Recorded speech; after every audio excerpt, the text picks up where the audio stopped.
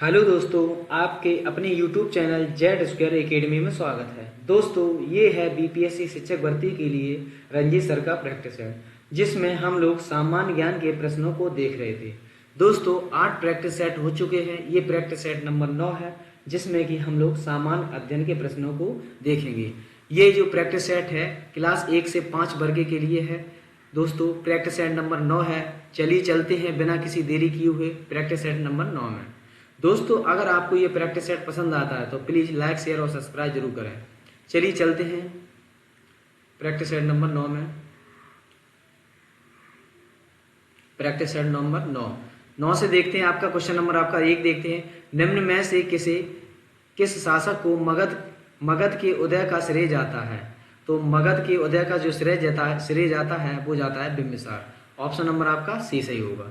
दोस्तों, मगध 16 महाजनपदों में सबसे महत्वपूर्ण जनपद था, जिसकी आरंभिक राजधानी जो थी वो थी राजगृह। मगध में बिंबिसार ने हरेक वंश की स्थापना कर मगध साम्राज्य की नींव रखी। इसे मगध साम्राज्य का वास्तविक संस्थापक भी कहा जाता है। चलिए चलते हैं क्वेश्चन नंबर दूसरे में देखते हैं। बिहार की स्थापना कब की गई थी? दोस्तों, बिहार की स्थापना जो की गई थी वो की गई थी 22 मार्च 1912। इसीलिए 22 मार्च को बिहार दिवस मनाया जाता है। बिहार दिवस जो मनाया जाता है वो आपका 22 मार्च को मनाया जाता है। चलिए क्वेश्चन नंबर अगला देखते हैं। क्वेश्चन नंबर तीसरा, बिहार के प्रथम मुख्यमंत्री कौन थे? तो दोस्तों, बिहार के जो मुख्यमंत्री पहले थे वो थे श्री कृष्ण सिंह, जबकि वर्तमान में नीतीश कुमार जी मुख्यमंत्री हैं। चलिए क्वेश्चन नंबर अगला देखते हैं। चौथा, मानव के दुखों के अंत के लिए अष्टांगिक मार्ग का प्रतिपादन किसने किया? मानव के दुखों के अंत के लिए अष्टांगिक मार्ग का प्रतिपादन किसने किया? तो ये किया है आपका ऑप्शन नंबर हो जाएगा बी, गौतम बुद्ध ने। क्वेश्चन नंबर अगला देखते हैं पांचवा, चेदी वंश का प्रसिद्ध शासक राजा खारवेल किस क्षेत्र से था? तो चेदी वंश का प्रसिद्ध शासक राजा खारवेल किस क्षेत्र से था? तो पांचवें का आपका ऑप्शन हो जाएगा बी, कलिंग क्षेत्र से था। क्वेश्चन नंबर अगला देखते हैं छठवां, अकबर ने किसको अपना दरबारी कवि नियुक्त किया था? तो अकबर ने अपना दरबारी कवि जो नियुक्त किया था वो किया था Miyan Tansen. Option number B. दोस्तों, पानीपत का द्वितीय युद्ध जो हुआ था वो हुआ था अकबर के समय, यानी कि सेकेंड 1556 में अकबर और हेमू के बीच में यह युद्ध हुआ था, पानीपत का दूसरा युद्ध, जिसमें अकबर की विजय हुई और जिसमें 13 वर्ष की उम्र में ये सम्राट बना। चलिए चलते हैं क्वेश्चन नंबर अगला 7वें में।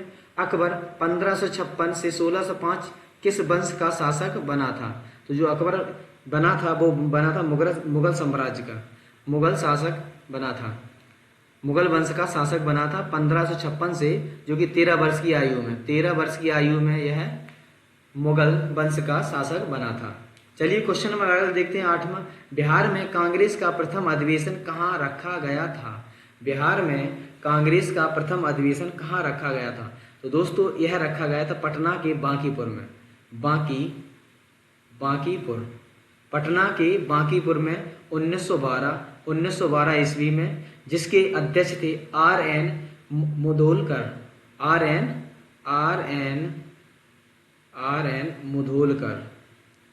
मुधोलकर इसके अध्यक्ष थे, जो कि पटना में पहला कांग्रेस का प्रथम अधिवेशन हुआ था। चलिए क्वेश्चन, इसका जो ऑप्शन हो जाएगा आपका पटना के बांकीपुर में हुआ था 1912 ईस्वी में। चलिए चलते हैं क्वेश्चन नंबर अगला 9वें में।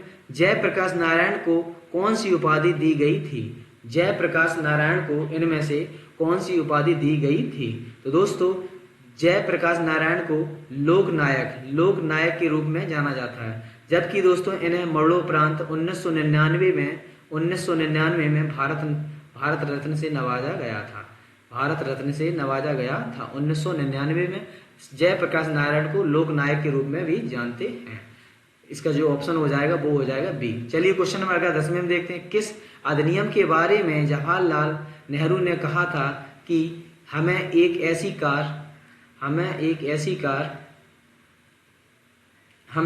ऐसी कार दी गई थी जिसमें सब ब्रेक थे किंतु इंजन नहीं था? यह किसने, जवाहरलाल नेहरू ने कौन से अधिनियम में कहा था? तो क्वेश्चन नंबर 10 का जो आंसर हो जाएगा वो हो जाएगा डी।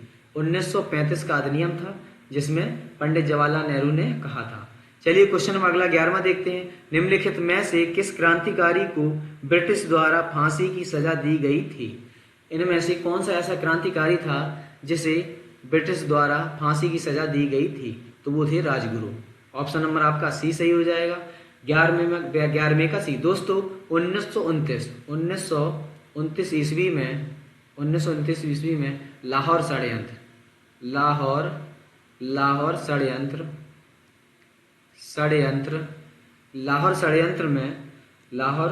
में भगत सिंह और राजगुरु और सुखदेव को 23 मार्च 1931 को फांसी की सजा दी गई थी। 23 मार्च 1931 को फांसी की सजा बोली गई थी। तो इसमें से 3 में से जो ऑप्शन दिया है आपका वो दिए हैं राजगुरु। तो राजगुरु को फांसी की सजा दी गई थी ब्रिटिश द्वारा। तो ऑप्शन नंबर आपका सी सही होगा। चलिए क्वेश्चन नंबर अगला देखते हैं 12वां। निम्नलिखित में से कौन भारत का पहला वायसराय था? इनमें से कौन भारत का पहला वायसराय था? तो पहला वायसराय था जो लॉर्ड कैनिंग। ऑप्शन नंबर आपका सी सही होगा। क्वेश्चन नंबर अगला देखते हैं 13वां। दांडी यात्रा कितने दिन चली थी? दांडी यात्रा कितने दिन चली थी? तो दोस्तों दांडी यात्रा चली थी जो 24 दिन, जो कि 12 मार्च 1930 से 6 अप्रैल 1930 तक चली थी, जो कि साबरमती आश्रम से चली थी और दांडी तक गई थी। 12 मार्च 1930 से साबरमती आश्रम से दांडी यात्रा, जो जिसे दांडी यात्रा के नाम से जानते हैं, जिसमें कि 24 दिन की यात्रा थी। चलिए चलते हैं क्वेश्चन नंबर अगला 14वें में देखते हैं। किसने कहा था भारत की आत्मा गांव में निवास करती है? भारत की आत्मा गांव में निवास करती है। इसे किसने कहा था? तो इसे कहा था गांधी जी ने। महात्मा गांधी जी ने कहा था कि भारत की आत्मा गांव में निवास करती है। क्वेश्चन नंबर इसे देखते हैं 15वें को।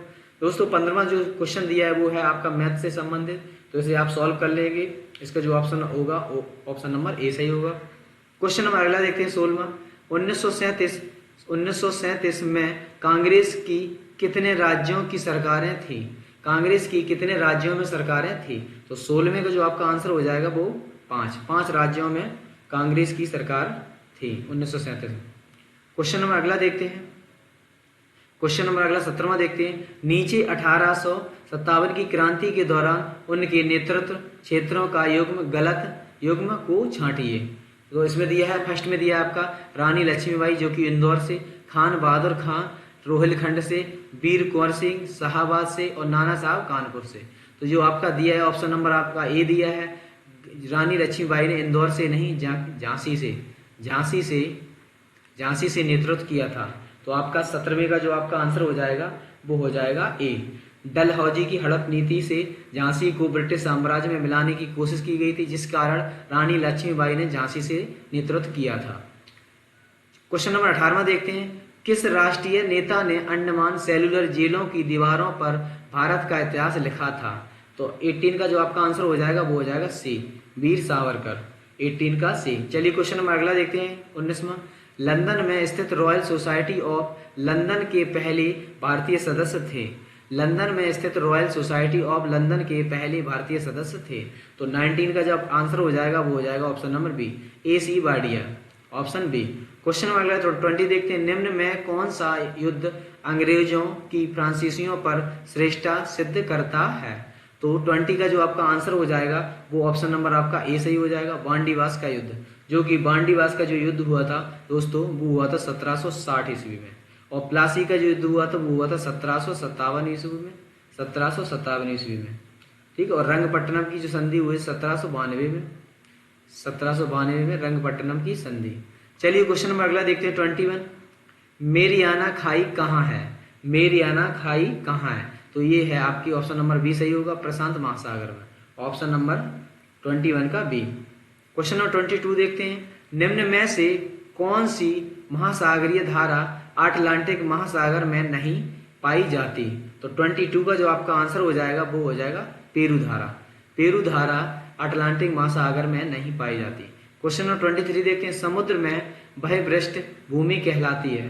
23 का जो आपका आंसर हो जाएगा वो हो जाएगा बी, प्रायद्वीपीय। दोस्तों प्रायद्वीप समुद्र से 3 ओर घिरा होता है, उसे हम प्रायद्वीप कहते हैं। समुद्र का ऐसा एरिया जो 3 ओर से घिरा हो उसे हम प्रायद्वीप कहते हैं। क्वेश्चन नंबर 24 देखते हैं, कौन सा देश sugar bowl of the world के रूप में जाना जाता है? तो 24 का जो आपका आंसर हो जाएगा, 24 का जो ऑप्शन हो जाएगा आपका सी। तो 24 का सी। तो चीनी का कटोरा क्यूबा को कहते हैं, सॉरी ऑप्शन नंबर आपका ए सही होगा। इसे क्यूबा यानी कि चीनी का कटोरा जो कहते हैं वो कहते हैं क्यूबा को, क्यूबा, ऑप्शन नंबर ए। चलिए क्वेश्चन में अगला देखते हैं। 25 दिया है, एक घड़ी दोपहर 12 बजे चलना शुरू करती है, 5:10 पर घंटे की सुई घूम जाएगी। 5 मिनट। दोस्तों पूरे दिन में घड़ी जो चलती है वो चलती है जो 12 घंटे, जिसमें एक दिन में 12 घंटे, 12 यानी कि 360, 12 घंटे घूमने में 360 कोण चलती है। तो इसमें जो आपका दिया है 5:10, 5 बजकर तो यानी कि 5 घंटे और 10 मिनट। तो 10 मिनट को आप करेंगे 10/60, 10 एकम एक वन टाइम में जाएगा 1 और इधर 6y यानी 6 पंचे 30 और 1 31। यहाँ पे हम 31/6 का यूज करेंगे। 6 छक्का 36, यहाँ पे आपका 60 आएगा और यहाँ से आपका हो जाएगा जी आपका दिया है यहाँ पे 12 6 बन जा 6 और यहाँ पर 10 और 2 बार, तो इस 5 और 5 × 31 जो आपका हो जाएगा ऑप्शन नंबर सी, 155 अंश। चलिए क्वेश्चन में अगला देखते हैं। 26 82 पूर्वी देशांश भारत के लिए इसलिए महत्वपूर्ण है क्योंकि 26 का जो ऑप्शन इसमें दिए हैं यह है भारतीय मानक समय का निर्धारण करता है। तो इसका जो ऑप्शन हो जाएगा आपका ए सही हो जाएगा, 26 का ए। यह है ग्रीनविच समय से 5 घंटे 30 मिनट आगे है। भारत का मानक समय ग्रीनविच से 5 घंटा 30 मिनट आगे है। चलिए क्वेश्चन नंबर 27 देखते हैं। निम्नलिखित जिलों में कौन सा भारत की अंतर्राष्ट्रीय सीमा पर स्थित है? निम्नलिखित ऐसा इन जिलों में कौन सा भारत की अंतर्राष्ट्रीय सीमा पर स्थित है? तो 27 का जो आपका आंसर हो जाएगा वो हो जाएगा ए, किन्नौर, ऑप्शन ए। क्वेश्चन में अगला देखते हैं। 28 भारत का सबसे दक्षिण में स्थल है कौन सा है? तो 28 का जो आपका आंसर हो जाएगा वो डी, इंदिरा पॉइंट, जो कि सबसे दक्षिण में स्थल है। क्वेश्चन नंबर 29 देखते हैं। पश्चिमी तट के उत्तरी भाग को कहते हैं, पश्चिमी तट के उत्तरी भाग को कहते हैं। तो 29 का जो आपका आंसर हो जाएगा सी, आंध्र प्रदेश, सॉरी इस 29 का देखना है। इसमें 29 का जो आपका आंसर हो जाएगा, 29 का जो आपका आंसर हो जाएगा वो हो जाएगा कोंकण तट, जो कि महाराष्ट्र का तटीय क्षेत्र है। क्वेश्चन नंबर 30 देखते हैं। नल्ला मलाई पहाड़ियां किस राज्य में स्थित हैं? नल्ला मलाई पहाड़ियां किस राज्य में स्थित हैं? तो 30 का जो आपका आंसर हो जाएगा वो सी, Andhra Pradesh, option C. Question number अगला देखते हैं 31।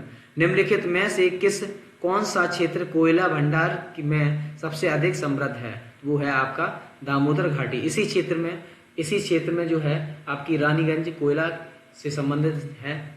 चलिए क्वेश्चन में अगला देखते हैं 32। निम्नलिखित विकल्पों में कोयला का सबसे शुद्ध रूप है, सबसे शुद्ध रूप जो कोयला का है वो है एंथ्रेसाइट। ऑप्शन नंबर आपका 32 का जो हो जाएगा 32 का ए। दोस्तों एंथ्रेसाइट में जो कार्बन की मात्रा होती है वो 80 से 90%। एंथ्रेसाइट में 80 से 90% इसमें कार्बन की मात्रा होती है। इसी कारण यह है सबसे शुद्ध रूप है कोयले का। जिसमें जितना कार्बन होगा वह उतना ही शुद्ध कोयला होगा। चलिए क्वेश्चन 33 देखते हैं। भारत में लोहा उत्पादन करने की लागत अन्य देशों की तुलना में किस कारण काफी कम है? तो 33 का जो आपका आंसर हो जाएगा वो कोयले और लोहा एक ही क्षेत्र में पाए जाते हैं। ऑप्शन नंबर आपका डी सही होगा। क्वेश्चन नंबर अगला देखते हैं। क्वेश्चन नंबर अगला 34 में देखते हैं। निम्नलिखित में से ऊर्जा का गैर परंपरागत स्रोत कौन सा है? इसमें से ऊर्जा का गैर परंपरागत स्रोत कौन सा है? तो 34 का जो आपका आंसर हो जाएगा वो हो जाएगा सी, प्रकाश वोल्टीय ऊर्जा, ऑप्शन सी। क्वेश्चन नंबर अगला देखते हैं 35। आंध्र प्रदेश और तमिलनाडु के तटीय भूभाग को क्या कहते हैं? आंध्र प्रदेश और तमिलनाडु के तटीय भूभाग को कहते हैं। तो 35 का जो हो जाएगा आपका b, Coromandel. Option number b सही होगा। क्वेश्चन नंबर अगर 36 देखते हैं, मुक्त उद्यम पद्धति के अंतर्गत उपभोक्ता की ही तय करते हैं कि किन पदार्थों तथा सेवाओं का उत्पादन किया जाएगा और किस मात्रा में इसकी संकल्पना को कहते हैं। तो 36 का जो आपका आंसर हो जाएगा वो हो जाएगा डी, उपभोक्ता प्रभुत्व। उपभोक्ता प्रभुत्व, ऑप्शन नंबर आपका डी सही होगा। क्वेश्चन नंबर 37 देखते हैं, इनमें से कौन सा मुद्रास्फीति की समस्या को उत्पन्न करता है। मुद्रास्फीति की समस्या को कौन उत्पन्न करता है। तो 37 का जो आपका आंसर हो जाएगा वो हो जाएगा बी, मुद्रा की आपूर्ति में वृद्धि। क्वेश्चन नंबर अगला देखते हैं 30, वैट पहली बार कहाँ लागू किया गया था। वैट पहली बार कहाँ लागू किया गया था। तो दोस्तों वैट पहली बार जो लागू किया गया था वो किया गया था फ्रांस में। ऑप्शन नंबर आपका सी, जो कि किया गया था 1954 में। 1954, 10 अप्रैल 1954, 10 अप्रैल। जबकि भारत में से वैट को भारत में 1 अप्रैल 2005 को लागू किया गया भारत में वैट को। चलिए क्वेश्चन में अगला देखते हैं 39, आर्थिक नियोजन हिस्सा है। आर्थिक नियोजन हिस्सा है तो ये है आपका समाजवादी अर्थव्यवस्था का। ऑप्शन आपका सी सही होगा। क्वेश्चन नंबर 40 देखते हैं, निम्नलिखित में से कौन सी लागत सीमांत लागत से संबंधित है।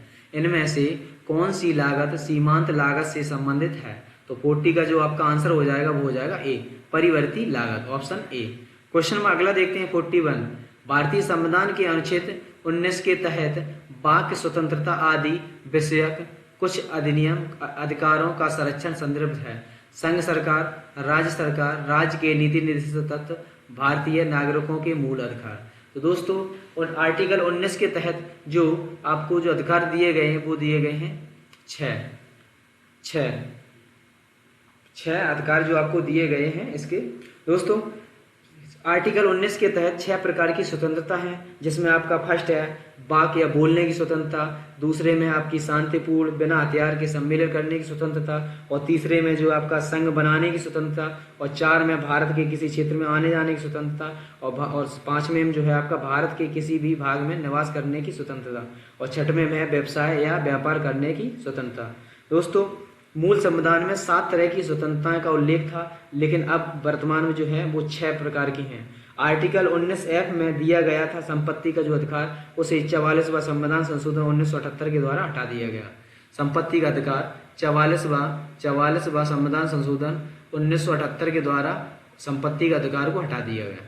संपत्ति का अधिकार को हटा दिया, जिसके कारण अब वर्तमान में जो 6 प्रकार की स्वतंत्रताएं हैं जो कि आर्टिकल 19 में।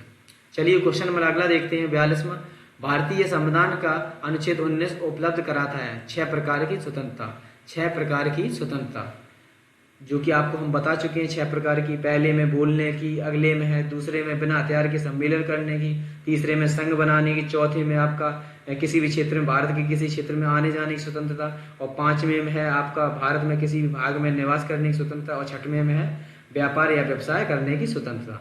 इस प्रकार आपको 6 प्रकार की स्वतंत्रता का अधिकार है।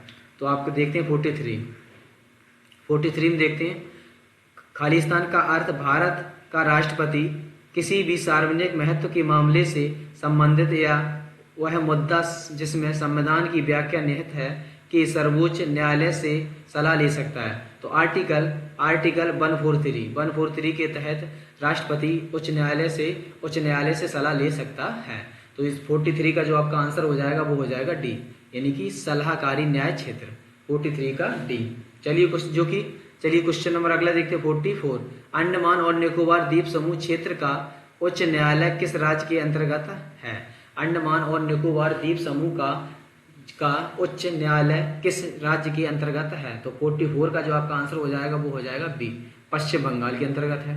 क्वेश्चन नंबर अगला देखते हैं 45, सर्वोच्च न्यायालय द्वारा संविधान का मूल ढांचा का सिद्धांत निम्नलिखित में से किस मामले में घोषित किया गया है। तो ये जो सर्वोच्च न्यायालय का संविधान का मूल ढांचा है वो केशवानंद भारती मामला था, उससे संबंधित है। तो 45 का जो आपका आंसर हो जाएगा वो हो जाएगा ए, जो केशवानंद जो मामला था वो था 1973 केरल से संबंधित था, जिसमें दोस्तों मूल संविधान के मूल ढांचे में कोई परिवर्तन नहीं होगा। ये संसद द्वारा पारित कर दिया गया था। चलिए क्वेश्चन नंबर अगला देखते हैं 46। शिक्षा का अधिकार अधिनियम कब लागू किया गया? शिक्षा का अधिकार अधिनियम कब लागू किया गया? तो ये लागू किया गया 46 का जो आपका आंसर हो जाएगा वो हो जाएगा बी, 1 अप्रैल 2010 को। क्वेश्चन नंबर अगला देखते हैं 47। अधिकार कर्तव्यों को करते हैं, अधिकार कर्तव्यों को करते हैं, तो अधिकार कर्तव्यों को निर्देशित करते हैं, ऑप्शन नंबर आपका बी सही होगा। क्वेश्चन नंबर 48 देखते हैं, मूल कर्तव्यों को कहाँ से लिया गया है? मूल कर्तव्यों को कहाँ से लिया गया है? तो ये लिया गया आपका सोवियत संघ के संविधान से, ऑप्शन नंबर आपका डी सही होगा, 48 का डी। तो दोस्तों भाग 4 फर्स्ट यानी कि भाग 4 के फर्स्ट में मूल कर्तव्यों का उल्लेख है, जो कि आर्टिकल 51 फर्स्ट में मूल कर्तव्यों का उल्लेख है। चलिए क्वेश्चन नंबर अगला देखते हैं 49। निम्नलिखित में से किस वर्ष आतंकवाद रोकथाम कोटा अधिनियमित हुआ? तो आतंकवाद रोकथाम अधिनियम जो अधिनियमित हुआ है वो किस वर्ष हुआ है? तो 49 का जो आपका आंसर हो जाएगा वो हो जाएगा सी, 2002 में। क्वेश्चन नंबर 50 देखते हैं, अधिकार परीक्षा का शाब्दिक अर्थ क्या है? अधिकार परीक्षा का अधिकार क्या है? तो ये ऑप्शन नंबर आपका सी सही होगा, किसी अधिकार से या वारंट से। क्वेश्चन नंबर अगला देखते हैं 51। चमगादड़ बाधाओं को महसूस कर लेते हैं क्योंकि वे उत्पन्न करते हैं। चमगादड़ बाधाओं को महसूस कर लेते हैं क्योंकि वे उत्पन्न करते हैं। तो 51 का जो आपका आंसर हो जाएगा वो हो जाएगा बी, पराश्रम। दोस्तों 0 से 20 हर्ट्ज होता है आपका अपश्रव, जबकि 20 से 20,000 हो जाएगा आपका श्रव, जिसमें कि मानव यह तरंगों को मानव सुनता है, जबकि 20,000 से प्लस जो होगा वो होगा पराश्रव, जिसमें कि चमगादड़ ऐसी बाधाओं को महसूस कर लेते हैं चमगादड़। तो इसमें दिया था क्वेश्चन दिया था, चमगादड़ बाधाओं को महसूस कर लेते हैं क्योंकि वे उत्पन्न करते हैं, तो पराश्रव तरंगें उत्पन्न करते हैं।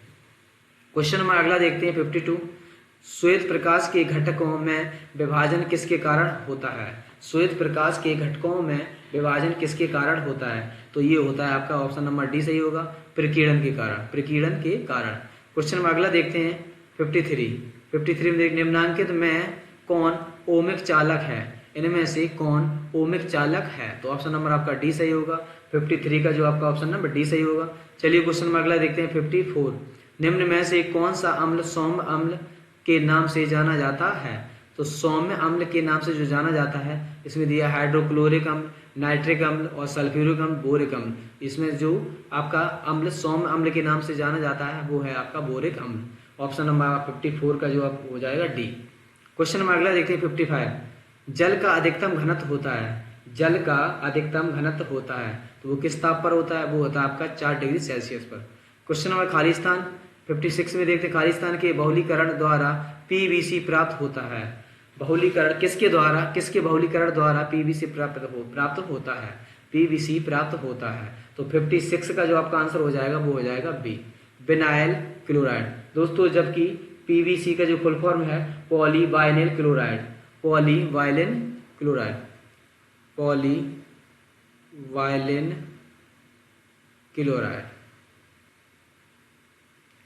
पीवीसी जो कि विनाइल क्लोराइड द्वारा प्राप्त होता है। ऑप्शन नंबर आपका बी सही होगा। क्वेश्चन नंबर 57 देखते हैं, मानव कंकाल तंत्र कुल कितने अस्थियों से मिलकर बना है? तो मानव कंकाल तंत्र जो है 206 अस्थियों से मिलकर बना है। क्वेश्चन नंबर अगला देखते हैं 58। निम्नलिखित में से मानव शरीर में जल की मात्रा को संतुलित करने के लिए कौन उत्तरदायी? तो ये है आपका ऑप्शन नंबर सी होगा, वृक्क।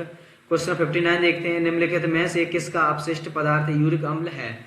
इनमें से किसका अपशिष्ट पदार्थ यूरिक अम्ल है? तो ये आपका हो जाएगा ऑप्शन नंबर सी, पक्षी। 59 का जो ऑप्शन हो जाएगा सी। दोस्तों पक्षी अपने शरीर से अपशिष्ट पदार्थ के रूप में यूरिक अम्ल निष्कासित करते हैं, तो 59 का जो ऑप्शन हो जाएगा सी।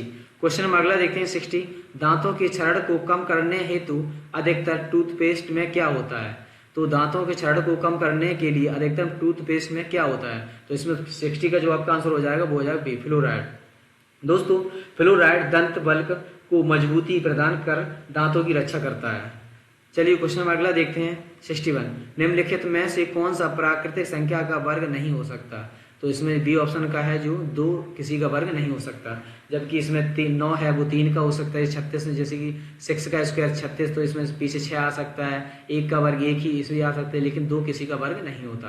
तो इस प्रकार ऑप्शन नंबर आपका बी सही होगा। क्वेश्चन 62 देखते हैं। 62, गांधी इरविन समझौता भारत के निम्नलिखित में से किस आंदोलन से संबंधित था? गांधी इरविन समझौता भारत के निम्नलिखित में से किस आंदोलन से संबंधित था? तो 62 का जो आपका आंसर हो जाएगा वो हो जाएगा बी, सबने अवज्ञा आंदोलन से। दोस्तों गांधी इरविन समझौता जो हुआ था 1931 ईस्वी में, ठीक है। भारत के सबने अवज्ञा आंदोलन के समय इस जो था गांधी इरविन समझौता जो था वो भारत के सबने अवज्ञा आंदोलन से संबंधित था, जो कि 5 मार्च 1931 को हस्ताक्षरित किया गया था। तो इसका जो ऑप्शन हो जाएगा बी हो जाएगा। गांधी इरविन समझौता जो था सबने अवज्ञा आंदोलन से संबंधित था। तो 63 देखते हैं अगला। 63 में देखते हैं, निम्नलिखित में से किसने एक नीति तैयार की जिसे डॉक्ट्रिन ऑफ लैप्स के नाम से जाना जाता था? तो 63 का जो आपका ऑप्शन हो जाएगा वो ए। दोस्तों लॉर्ड डलहौजी को व्यक्तिगत सिद्धांत चलाने के लिए जाना जाता है। इन्होंने ही डॉक्ट्रिन ऑफ लैप्स के नाम से जाना जाता है, यानी कि व्यक्तिगत का सिद्धांत, इसी को कहते हैं व्यक्तिगत का सिद्धांत। तो लॉर्ड डलहौजी। चलिए क्वेश्चन नंबर अगला देखते हैं। 64, स्वराज शब्द का प्रयोग सबसे पहले दादा भाई नौरोजी ने में आयोजित कांग्रेस अधिवेशन में किया था। तो 64 का जो आपका आंसर हो जाएगा वो हो जाएगा बी। दोस्तों स्वराज शब्द का प्रयोग सबसे पहले दादा भाई नौरोजी ने जो किया था वो किया था आपका 1906 में कलकत्ता अधिवेशन में। ऑप्शन नंबर इस प्रकार आपका बी सही होगा। क्वेश्चन नंबर 65 देखते हैं। भारत छोड़ो प्रस्ताव को स्वीकृति देने के लिए अखिल भारतीय कांग्रेस समिति की बैठक सत्र में आयोजित की गई थी। तो 65 का जो आपका आंसर हो जाएगा वो हो जाएगा सी, बॉम्बे। चलिए क्वेश्चन नंबर अगला देखते हैं। 66, किसका कथन है यदि कोई शासकीय निदेशक तत्वों की अवहेलना करता है तो निश्चित रूप से इसके लिए उसे जनता के प्रति उत्तरदायी होना पड़ेगा। तो 66 का जो आपका आंसर हो जाएगा वो हो जाएगा सी, डॉक्टर B.R. अम्बेडकर जी ने कहा था। क्वेश्चन नंबर अगला देखते हैं। 67, 1857 के विद्रोह के दौरान लखनऊ का शासक कौन था? तो लखनऊ का शासक कौन था 1857 के विद्रोह के समय? तो 67 का जो आपका आंसर हो जाएगा वो हो जाएगा आपका ए, बेगम हजरत महल। ऑप्शन नंबर ए सही होगा। क्वेश्चन नंबर 68 देखते हैं। निम्नलिखित में से किसने 1947 में भारत और पाकिस्तान के बीच अंतर्राष्ट्रीय सीमाओं को सीमांकित करने के लिए गठित 2 सीमा आयोग का नेतृत्व किया था? तो 68 का जो आपका आंसर हो जाएगा वो हो जाएगा A, Cyril Radcliffe. Option number A. Question number 69 देखते हैं। 1940 में विनोबा भावे ने व्यक्तिगत सत्याग्रह कहाँ से आरंभ किया था? 1940 में विनोबा भावे ने व्यक्तिगत सत्याग्रह कहाँ से आरंभ किया था? तो 69 का जो आपका ऑप्शन हो जाएगा वो हो जाएगा सी, पवनार, महाराष्ट्र से। क्वेश्चन 70 देखते हैं। व्यक्तिगत सत्याग्रह के तहत तीसरे सत्याग्रह कौन थे? व्यक्तिगत सत्याग्रह के तहत तीसरे सत्याग्रही कौन थे? तो इसमें देखते हैं, इसमें दिया है वल्लभ भाई पटेल, बृहदत्त, जवाहरलाल नेहरू और विनोबा भावे। तो उसका तीसरे जो थे ऑप्शन नंबर बी सही होगा, 70 का ऑप्शन नंबर बी। जबकि दोस्तों जो विनोबा भावे थे ये जो कि फर्स्ट थे, विनोबा भावे जो आपके थे वो फर्स्ट थे, जबकि जो सेकंड थे वो थे पीटी नेहरू, पंडित जवाहरलाल नेहरू, और थर्ड थे बृहदत्त। तो इस प्रकार आपका ऑप्शन नंबर बी सही होगा। क्वेश्चन नंबर 71 देखते हैं। भारत में निम्नलिखित क्षेत्रों में से ग्रेट इंडियन हॉर्नबिल के अपने प्राकृतिक आवास में पाए जाने की सबसे अधिक संभावना कहाँ है? तो 71 का जो आपका आंसर हो जाएगा वो हो जाएगा डी, पश्चिमी घाट। Option D. चलिए देखते हैं 72, यदि आप घड़ियाल को उनके प्राकृतिक आवास में देखना चाहते हैं तो निम्नलिखित में से किस स्थान पर जाना सबसे सही है? तो घड़ियाल को आप प्राकृतिक आवास में देखना चाहते हैं तो आपको जाना होगा चंबल नदी। ऑप्शन नंबर बी सही होगा। क्वेश्चन नंबर 73 देखते हैं। एम स्ट्राइप्स शब्द कभी कभी समाचारों में किस संदर्भ में देखा जाता है? तो 73 का जो आपका आंसर हो जाएगा वो हो जाएगा बी, बाघ अभयारण्यों के रखरखाव के लिए। बाघ अभ्यारण्यों के रखरखाव के लिए। तो 73 का जो आपका आंसर हो जाएगा बी। दोस्तों 2010 में भारत सरकार के द्वारा इसे चालू किया गया था एम स्ट्रैप्स को, 2010 में भारत सरकार द्वारा। चलिए क्वेश्चन नंबर अगला देखते हैं 74 में देखते हैं जैव ऑक्सीजन मांग VOD किसके लिए एक मानक मापदंड है। तो 74 का जो आपका आंसर हो जाएगा वो हो जाएगा सी, जलीय पारिस्थितिकी तंत्रों में प्रदूषण के मापन के लिए। ऑप्शन सी सही होगा। क्वेश्चन 75 देखते हैं निम्नलिखित राज्यों में से किस एक में पाखुई वन्य अभ्यारण्य अवस्थित है। इनमें से कहाँ पर पाखुई वन्य जीव अभ्यारण्य स्थित है। तो 75 का जो आपका आंसर हो जाएगा वो हो जाएगा ए, अरुणाचल प्रदेश में। दोस्तों पाखुई वन्य जीव अभ्यारण्य को 75 का जो ए है ऑप्शन, इसे पाक्को बाघ रिजर्व के नाम से भी जाना जाता है, यह पाक के, इसे पाखुई को जानते हैं पाक के बाघ रिजर्व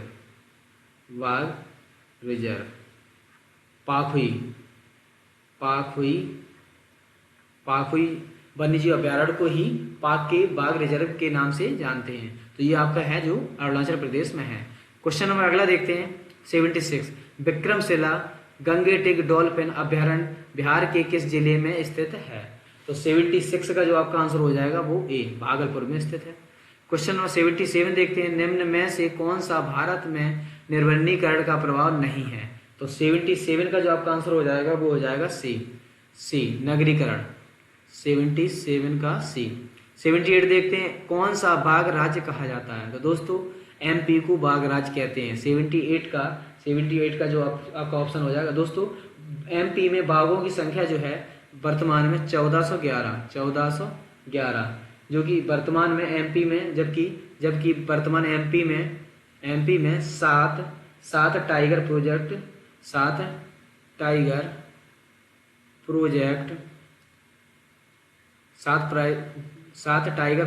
स्थित है MP में, जबकि बाघों की संख्या जो है 1411 है। चलिए क्वेश्चन नंबर अगला देखते हैं 79 निम्न में से व्याघ्र अभ्यारण्य कौन सा नहीं है। इनमें से व्याघ्र अभ्यारण्य कौन सा नहीं है। तो 79 का जो आपका ऑप्शन हो जाएगा वो हो जाएगा काजीरंगा, ऑप्शन नंबर सी, जो कि व्याघ्र अभ्यारण्य नहीं है। इसमें दोस्तों कान्हा जो है वो कि MP है, जबकि रणथंभौर, कान्हा जो है वो MP है, जबकि रणथंभौर जो है आपका वो है राजस्थान में है, जबकि बांधवगढ़ भी आपका MP में है, और काजीरंगा जो है आपका वो है असम में। असम। चलिए क्वेश्चन नंबर 80 देखते हैं भारत के किस राज्य का सर्वाधिक क्षेत्र वन आच्छादित है। भारत का ऐसा कौन सा राज्य है जिसमें सर्वाधिक वन आच्छादित है। वो है आपका MP, ऑप्शन नंबर आपका डी होगा।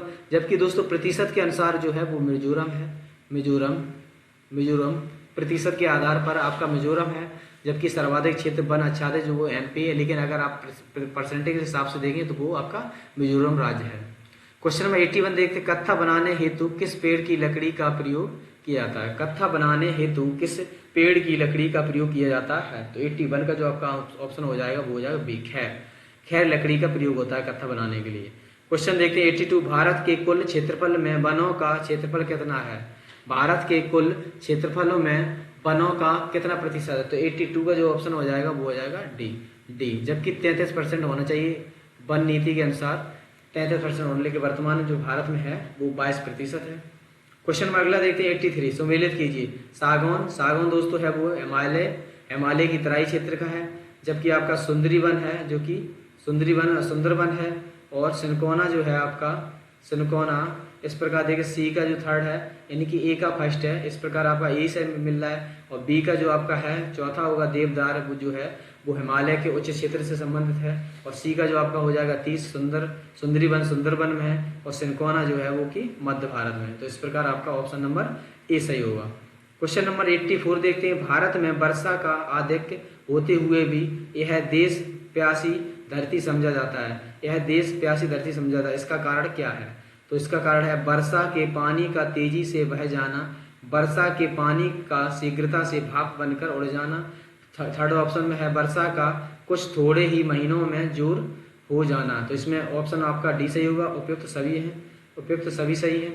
क्वेश्चन नंबर 85 देखते हैं निम्नांकित राज्यों में से किस में साइबेरियन सारस के लिए आदर्श प्राकृतिक निवास है? इनमें से किस में साइबेरियन सारस के लिए आदर्श प्राकृतिक निवास है? तो 85 का जो आपका आंसर हो जाएगा वो हो जाएगा बी, असम में साइबेरियन सारस के लिए प्राकृतिक निवास है। 86 देखते हैं, राष्ट्रीय वन नीति में भारत के कुल भौगोलिक क्षेत्र में कितने प्रतिशत पर वन रखने का लक्ष्य है? तो 86 का जो आपका आंसर हो जाएगा वो हो जाएगा डी, एक तिहाई यानी कि 33%, करीब 33% के आसपास, जबकि जो अपना वर्तमान में है वो 22% है, जबकि जो लक्ष्य है जो आपका वो 1/3 यानी कि 33%। 87 देखते हैं, अगला क्वेश्चन नंबर 87 में देखते हैं, भारत में एग्रो इकोलॉजिकल जोन्स की संख्या है। भारत में एग्रो इकोलॉजिकल जोन्स की जो संख्या है 87 का जो आपका ऑप्शन हो जाएगा वो हो जाएगा बी, 21। जबकि भारत को 15 कृषि जलवायु प्रदेशों में विभाजित किया गया है। 15 जलवायु क्षेत्रों में भारत को 15 कृषि जलवायु क्षेत्रों में विभाजित किया गया है। चलिए क्वेश्चन 88 देखते हैं, भारत के निम्न राज्यों में से किस में सागवान का वन पाया जाता है? इनमें से किस में सागवान का वन पाया जाता है? तो 88 का जो आपका हो जाएगा ए, एमपी में सागवान का जो वन पाया जाता है वो एमपी में। 89 देखते हैं, निम्नलिखित में से कहाँ सदाबहार वन पाए जाते हैं? इनमें से कहाँ सदाबहार वन पाए जाते हैं? तो 89 का जो ऑप्शन हो जाएगा आपका हो जाएगा सी, पश्चिमी घाट पर सदाबहार वन पाए जाते हैं। क्वेश्चन नंबर 90 देखते हैं, राजीव गांधी राष्ट्रीय उद्यान अवस्थित है। राजीव गांधी राष्ट्रीय उद्यान अवस्थित है। दोस्तों ये 90 क्वेश्चन जो है, जो कि लास्ट क्वेश्चन है, तो इसमें जो पूछा है राजीव गांधी राष्ट्रीय उद्यान कहाँ पर स्थित है? तो 90 का जो ऑप्शन हो जाएगा आपका ए, राजस्थान में। दोस्तों राजस्थान में स्थित रणथंभौर राष्ट्रीय उद्यान का नाम परिवर्तित कर राजीव गांधी राष्ट्रीय उद्यान कर दिया गया है। इसका जो पहले जो नाम था, राजीव गांधी से पहले जो था आपका नाम, तो इसका था रणथंभौर, जो कि अब वर्तमान में से राजीव गांधी राष्ट्रीय उद्यान कर दिया गया, इसका नाम चेंज करके। दोस्तों ये थे 90 प्रश्न, जिसमें कि हम लोग सामान्य ज्ञान से प्रश्न थे, जिन्हों को हम लोगों ने अच्छी तरह से देखा है। दोस्तों अगर आपको ये प्रश्न अच्छे लगे तो प्लीज़ लाइक शेयर और सब्सक्राइब जरूर करें। दोस्तों चलिए मिलते हैं। दोस्तों आपको ये भी बता दें कि इसमें जो आपको मैथ के प्रश्न दिए हैं, इन्हें हम आप टेलीग्राम पे अपलोड कर देंगे, टेलीग्राम पर डाल देंगे। जेड स्क्वायर एकेडमी के नाम से टेलीग्राम है, जहाँ से आप मैथ को सॉल्व कर सकते हैं। दोस्तों चलिए मिलते हैं नेक्स्ट वीडियो 10 में, तब तक के लिए